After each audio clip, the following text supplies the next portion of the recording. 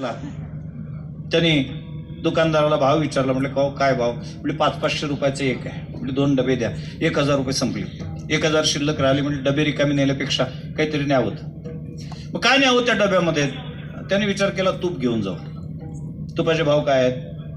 मला विकत नाही पाहिजे. नाही तर मग तुम्ही विकत मागं पुढं कसाल भाव सांगायला?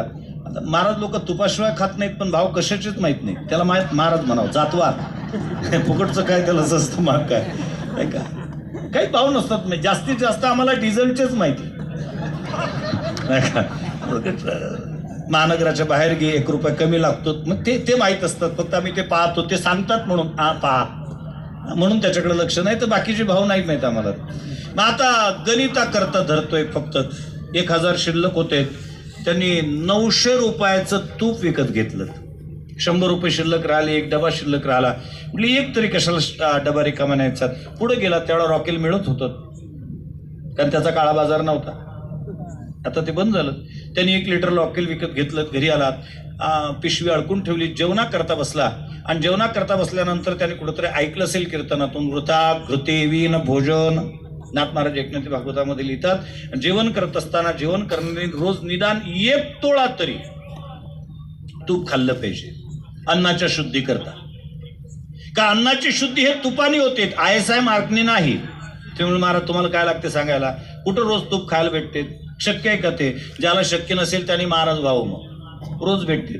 किती भाव वाढव, त्याचा जबाबदारी आपली आहे. कोणाकोणाची तयारी त्यांनी यावं आपल्या मागं. रोज तूप खाऊ घालतो. फक्त घरी जाऊ देणार नाही, कारण लोकांचं वैशिष्ट्य आहे, खाऊ घालतात पण पोचू देत नाही का. ती तितकी तयारी ठेवली पाहिजे. मग त्यांनी पत्नीला सांगितलं, अगं म्हटली ती पिशवी आहे ना, त्याच्यात 1 डबा तुपाचा आहे, 1 चमचा तुप आण. आता ती सामान्य नव्हती, ती पुढच्या महिन्यातली 14 तारीख होती. डिसेंबर चालू आहे आता म्हणून सांगतोय. पुढच्या महिन्यातली 14 होती. ती गेली काही चमचा घेऊन गेली, पिशवी खाली काढली, डब्याचं झाकण उघडलं आणि त्याच्यात चमचा टाकला. मग लक्षात आलं तिच्या की आपण रॉकेलच्या डब्यात चमचा टाकलाय. टाकून दिलं ते रॉकेल, झाकण बंद केलं त्याचं आणि तोच चमचा घेतला. 900 रुपये किलोच्या तुपाच्या डब्यात टाकला. काय झालं शेत तुपाचं? धिंगाणा कोणी केला? चमच्यानी.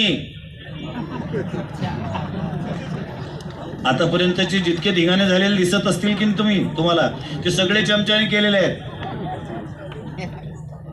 मला माहित आहे, मला मान्य आहे, तुमचं चमच्यांशिवाय भागत नाही. चमचे वापरत जा. विनंती एवढीच आहे व्यासपीठाची, ज्याच्यातले त्याच्यात ठेवत जा.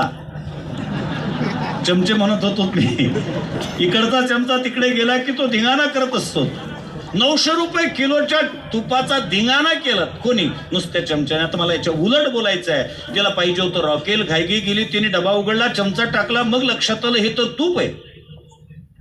तिने ते तूप त्या डब्यात नाही टाकलं. पुन्हा दुसरा डबा उघडला रॉकेलचा, त्याच्यात ते तूप टाकलं चमचाभर. मला विचारायचं आता, चमचाभर तूप रॉकेलच्या डब्यात टाकल्या गेलं, रॉकेलचं काय बिघडलं? काहीच नाही. का?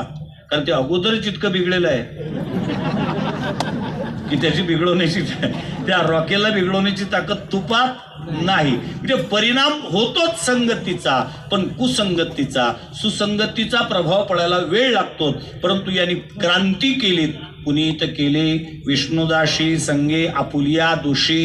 दोषी म्हणजे कोर्टात ज्याच्यावर आरोप सिद्ध झाला तो दोषी नव्हे. पंचमहापातकी विश्वासघातकी जिही यमादिकी गांजिले ऐशिया पतितांचा करावा उद्धार. या लागी अवतार तुमचा.